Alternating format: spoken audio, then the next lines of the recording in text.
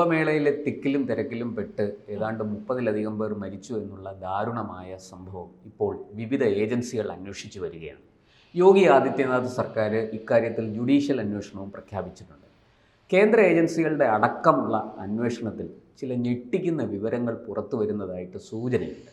എന്താണ് ഇത്? ഒരു വലിയ അട്ടിമറിയാണോ? അത് ഏതെങ്കിലും ഗൂഢശക്തികൾ ഇതിൻ്റെ പുറകിൽ പ്രവർത്തിച്ചിട്ടുണ്ടോ?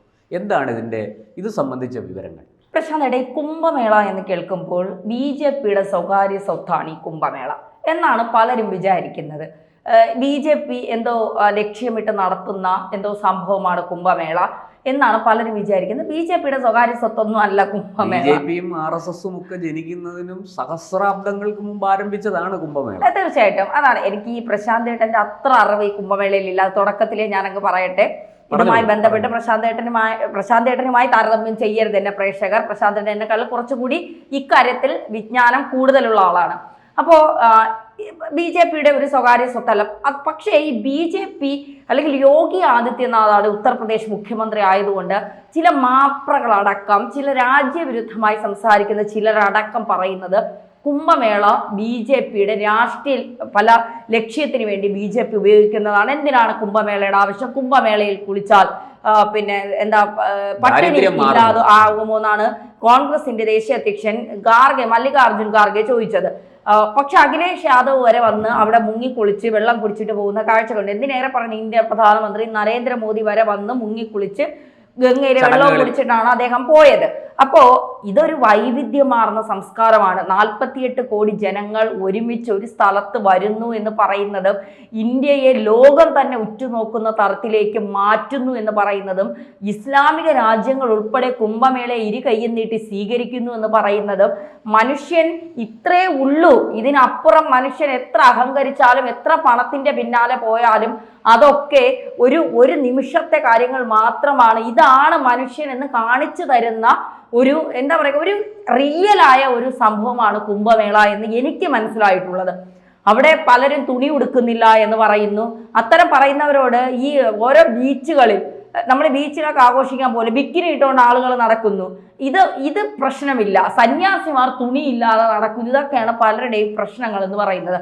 ഇതിനിടയ്ക്ക് കുംഭമേളയിലെ നല്ല കാര്യങ്ങൾ ഏത് മാധ്യമങ്ങളും, ഇടതുപക്ഷ ചിന്താഗതിയുള്ള മാധ്യമങ്ങളാണെങ്കിലും ഇനി വലതുപക്ഷ ചിന്താഗതിയുള്ള മാധ്യമങ്ങളാണെങ്കിലും ഒന്നും കുംഭമേളയിൽ നടക്കുന്ന നല്ല കാര്യങ്ങൾ, സംഘടനാ മികവ്, ഇത്രയും പേര് വരുമ്പോൾ ഉണ്ടാകുന്ന പിന്നെ നമ്മുടെ സാമ്പത്തിക വ്യവസ്ഥയിൽ ഉണ്ടാകുന്ന മാറ്റം, ഇതിനെക്കുറിച്ചൊന്നും ചർച്ച ചെയ്യില്ല. അവിടെ ഉണ്ടാകുന്ന അപകടം, അവിടെ നടക്കുന്ന പ്രശ്നങ്ങൾ, അവിടെ ആരെങ്കിലും മരിച്ചാൽ അതിനെ വലിയ ബ്രേക്കിംഗ് ആയി കൊടുക്കുന്നു. ഇതൊക്കെയാണ് അതിൽ നടക്കുന്ന നല്ല കാര്യങ്ങൾ. ഇനിയും അടുത്ത വർഷം ഇത് നടക്കും, അല്ലെങ്കിൽ ഇനി ഏത് വർഷത്തിലാണ് ഇത് നടക്കുന്നത്? എനിക്ക് തോന്നുന്നു 12 വർഷത്തിൽ ഒരിക്കലാണെന്നാണ് എൻ്റെ അറിവ്. അപ്പം ജനങ്ങൾ വരുമ്പോൾ അവർക്ക് കുറച്ചുകൂടി വരാനുള്ള ഒരു പ്രചോദനം, ഇതൊന്നുമല്ല പ്രശ്നം. BJP ഭരിക്കുന്നത് കൊണ്ട് ഞങ്ങൾ ഇത് അംഗീകരിക്കില്ല, ഞങ്ങൾ ഈ കുംഭമേളയെ വളരാൻ അനുവദിക്കില്ല, ഇതാണ് പലരുടെയും ഉദ്ദേശം. ഇപ്പോൾ ഈ കഴിഞ്ഞ കുറച്ച് ദിവസങ്ങൾക്ക് മുൻപാണ് ഏകദേശം 39-40 പേരോ കുംഭമേളയിലെ തിക്കും തിരക്കിലും പെട്ട് മരണപ്പെട്ടു എന്നുള്ളത്. ആ സമയത്ത് യോഗി പറഞ്ഞൊരു കാര്യമുണ്ട്, ഇതിൻ്റെ പിന്നിൽ ഏതെങ്കിലും തീവ്രശക്തികൾ പ്രവർത്തിച്ചിട്ടുണ്ടെങ്കിൽ അവൻ്റെ 7 തലമുറയുടെ കുലം ഞാൻ നശിപ്പിക്കും.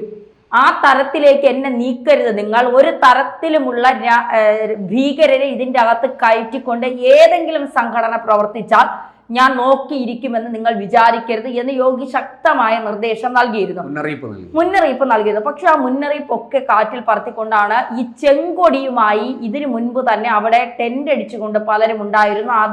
അവിടെ വന്ന ഈ പ്രയാഗ്രാജിലെത്തിയ സന്യാസിമാർ തന്നെ ആ ടെന്റ് ഉൾപ്പെടെ അടിച്ച് കളഞ്ഞു. എന്നിട്ട് ഈ ചെങ്കൊടിയുമേന്തി വന്നവരെ ഒക്കെ പിന്നെ എന്താ പറയുക ഓടിച്ചു വിട്ടു. പക്ഷേ പിന്നീട് ഈ തിക്കും തിരക്കിലും പെട്ട സമയത്ത് ഇത്തരക്കാരെ അവിടെ കണ്ടു എന്നും ഇവർ ഈ തിക്കും തിരക്കിലും ആളുകളെ തള്ളിയിടാനും ആളുകളെ കൂട്ടയടി നടത്താനും ഒക്കെ ശ്രമിച്ചിരുന്നു. അതായത് ഈ ലെഫ്റ്റ് ചിന്താഗതിയുള്ള കുറെ ആളുകൾ ഇതിൽ പ്രവർത്തിച്ചു എന്നാണ് പറയപ്പെടുന്നത്. അതിന്റെ അന്വേഷണം ഒരു ഭാഗത്ത് നടക്കുന്നുണ്ട്. ഇപ്പോൾ NIA ഉൾപ്പെടെയുള്ളവർ കൃത്യമായ ഇടപെടലുകൾ പ്രയാഗ്രാജിൽ നടത്തുന്നുണ്ട്. അതായത് ഈ CAA വിരുദ്ധ സമരവുമായി ബന്ധപ്പെട്ട NRCയുമായി ബന്ധപ്പെട്ട രാജ്യദ്രോഹ പ്രവർത്തനങ്ങൾ നടത്തുന്ന ഭീകരർ ഇതിൽ നുഴഞ്ഞു കയറിയിട്ടുണ്ടോ, അത്തരക്കാർ ഇത്തരത്തിൽ ഏതെങ്കിലും തരത്തിൽ ഈ കുംഭമേളയിൽ കടന്നു കയറി ഇതിനെ തകർക്കാൻ ശ്രമിച്ചിട്ടുണ്ടോ? അതുകൊണ്ട് തന്നെ ഈ 18ഓളം PFI പ്രവർത്തകരെയാണ് ഇപ്പോൾ NIA ചോദ്യം ചെയ്യുന്നത്. കാരണം ഇവർ വഴി ഏതെങ്കിലും തരത്തിൽ ഇവരെ കാണാനൊക്കെ ഈ ജയിലുകളിൽ ആളുകൾ എത്തുമല്ലോ, സന്ദർശകർ എത്തുമ്പോൾ അവരോട് ഏതെങ്കിലും തരത്തിൽ ഇത്തരത്തിലുള്ള ഒരു പരിപാടി നടക്കുന്നുണ്ട്, അല്ലെങ്കിൽ ഒരു കുംഭമേള നടക്കുന്നുണ്ട്, അതിൽ നുഴഞ്ഞു കയറി ഏതെങ്കിലും തരത്തിൽ അതിനെ തകർക്കണമെന്ന തരത്തിൽ ഈ ഏതെങ്കിലും നിർദ്ദേശം ഇവരുടെ ഭാഗത്തുനിന്ന് വന്നിട്ടുണ്ടോ എന്നുള്ള ഒരു സംശയത്തിന് പുറത്താണ് 18ഓളം പേരെ NIA ചോദ്യം ചെയ്യുന്നത്.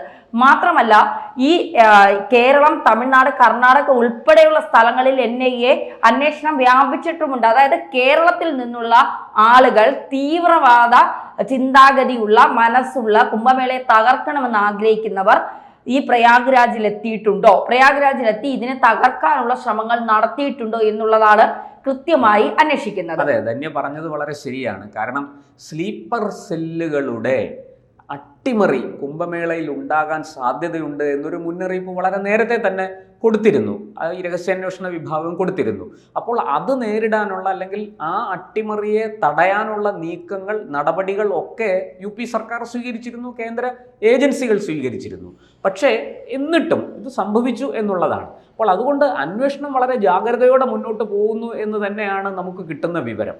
തുടർന്ന് പറഞ്ഞു. തീർച്ചയായിട്ടും പ്രശാന്ത് പറഞ്ഞത് ശരിയാണ്. നേരത്തെ തന്നെ ഇത്തരത്തിൽ സ്ലീപ്പർ സെല്ലുകൾ പ്രവർത്തിക്കുന്നുണ്ട്. അതുകൊണ്ട് കൃത്യമായി മഫ്തി പോലീസിനെ അല്ലെങ്കിൽ മഫ്തി സേനകളെയൊക്കെ കൃത്യമായി നിയോഗിച്ചുകൊണ്ട് AI ക്യാമറകൾ വെച്ചുകൊണ്ടുള്ള കൃത്യമായ ഒരു എന്താ പറയുക, കുംഭമേളയെ കൃത്യമായി നിരീക്ഷിക്കുന്ന രീതിയിലേക്ക് തന്നെയാണ് ഉത്തർപ്രദേശ് സർക്കാർ മുന്നോട്ട് പോകുന്നത്. കാരണം പല രാജ്യങ്ങളിൽ നിന്ന് വരുന്നവരാണ്. അപ്പോൾ ഇവർക്കൊന്നും നമ്മുടെ നാട്ടിൽ വന്നിട്ട്, അല്ലെങ്കിൽ നമ്മുടെ രാജ്യത്ത് വന്നിട്ട് ഒരു പ്രശ്നവും ഉണ്ടാകരുത്, നമ്മുടെ ജനങ്ങൾക്ക് പ്രശ്നങ്ങൾ ഉണ്ടാകരുത്, അതെ നമ്മുടെ ഉത്തരവാദിത്വം, നമ്മുടെ ജനങ്ങളുടെ സുരക്ഷ നമ്മുടെ ഉത്തരവാദിത്വമാണ് എന്നുള്ള കൃത്യമായ മുന്നൊരുക്കങ്ങൾ നടത്തിക്കൊണ്ട് തന്നെയാണ് ഉത്തർപ്രദേശ് മുഖ്യമന്ത്രി ആയാലും BJP ആയാലും അവിടുത്തെ സംഘടനാ പ്രവർത്തകരായാലും കേന്ദ്രസേനയൊക്കെ ആയാലും കൃത്യമായി അവിടെ മുന്നോട്ട് പോകുന്നത്. പക്ഷേ അതിനെ തകർക്കാൻ ഇപ്പോ നേരത്തെ തന്നെ അവിടെ ഒരു പൊട്ടിത്തെറി ഉണ്ടായി എന്ന് നമ്മൾ കേട്ടായിരുന്നു. ഒരു ഗ്യാസ് പൊട്ടിത്തെറിച്ച് കുറച്ച് അപകടമുണ്ടായി, അതിൽ ആളുകൾ ചെറിയൊരു തീപിടുത്തമുണ്ടായി, അതിൽ ആളുകൾക്ക് അപകടം പറ്റിയില്ല. പക്ഷെ അതിന്റെ ഉത്തരവാദിത്വം ഖാലിസ്ഥാൻ എന്ന് പറയുന്ന ഒരു തീവ്രവാദ സംഘടന ഏറ്റെടുത്ത് രംഗത്ത് വന്നു, ഞങ്ങളാണ് അത് പൊട്ടിത്തെറിപ്പിച്ചത് എന്നുള്ളത്. പക്ഷെ അങ്ങനെ അല്ല, അത് നോർമലി പൊട്ടിത്തെറിച്ചതാണ് എന്നുള്ളത് പിന്നീട് മനസ്സിലായി. പക്ഷേ അല്ല, ഞങ്ങൾ ഇവിടെ ഉണ്ട്, ഞങ്ങൾ ഇതിന്റെ അകത്ത് നുഴഞ്ഞു കയറി ഇതിനെ കലങ്കോലപ്പെടുത്താനും ഇതിനെ നശിപ്പിക്കാനും ഞങ്ങൾ ശ്രമിച്ചുകൊണ്ടിരിക്കുകയാണ്. അപ്പോൾ ഞങ്ങളെ ഖാലിസ്ഥാൻ തീവ്രവാദ സംഘടന എന്ന് പറയുന്ന ഞങ്ങളെ നിങ്ങൾ ഭയപ്പെട്ടുകൊണ്ടേയിരിക്കണം, ഈ കുംഭമേളയെ തകർക്കുകയാണ് ഞങ്ങളുടെ ലക്ഷ്യമെന്ന് യോഗി ആദിത്യനാഥിനെ ഓർമ്മിപ്പിച്ചപ്പോഴാണ് യോഗി ആദിത്യനാഥ് പറഞ്ഞത്. കൈ ഇങ്ങനെ ആക്കിയിട്ടാണ് പറഞ്ഞത്, നീയൊക്കെ ഏത് വരെ പോകും എന്ന് എനിക്കറിയാം, പക്ഷേ എൻ്റെ ജനങ്ങളുടെ ഏതെങ്കിലും ആളുകളുടെ ദേഹത്ത് നിന്റെയൊക്കെ കൈ പതിച്ചിട്ടുണ്ടെന്ന് അറിഞ്ഞാൽ 7 തലമുറ ഇന്ത്യക്ക് 7 തലമുറയെ ഞാൻ വെറുതെ വിടില്ല എന്നാണ് യോഗി ആദിത്യനാഥ് പറഞ്ഞത്. ഈ സന്യാസ വേഷത്തിനുള്ളിലുള്ള ഒരു എന്താ പറയുക, സന്യാസ വേഷമാണ് ധരിക്കുന്നതെങ്കിലും പ്രവർത്തികളിൽ അതൊന്നുമല്ല യോഗി ആദിത്യനാഥ് അദ്ദേഹം പലപ്പോഴും കാണിച്ചു തന്നിട്ടുണ്ട്. യഥാർത്ഥ ഭരണാധികാരിയായി പ്രവർത്തിക്കുന്ന ഒരാളാണ് യോഗി ആദിത്യനാഥ്. യോഗിയുടെ ഉത്തർപ്രദേശിൽ എത്ര കോടി ജനങ്ങൾ എത്തിയാലും അവരുടെ ജീവൻ സംരക്ഷിക്കാൻ യോഗിക്ക് പ്രാപ്തിയുണ്ട്. മാത്രമല്ല അവരുടെ ജീവൻ ഇനി ആരെങ്കിലും അപഹരിച്ചാൽ ആ അപഹരിക്കുന്നവന്റെ തല എടുക്കാനുള്ള പ്രാപ്തിയും യോഗിക്കുണ്ട് എന്ന് മാത്രമേ ഉള്ളൂ. എന്തായാലും കേന്ദ്രസേന കൃത്യമായ അന്വേഷണം നടത്തുന്നുണ്ട്. പിടിക്കപ്പെട്ടാൽ അവന്റെയൊക്കെ കുലം മുടിയുമെന്നുള്ള കാര്യത്തിൽ സംശയം വേണ്ട.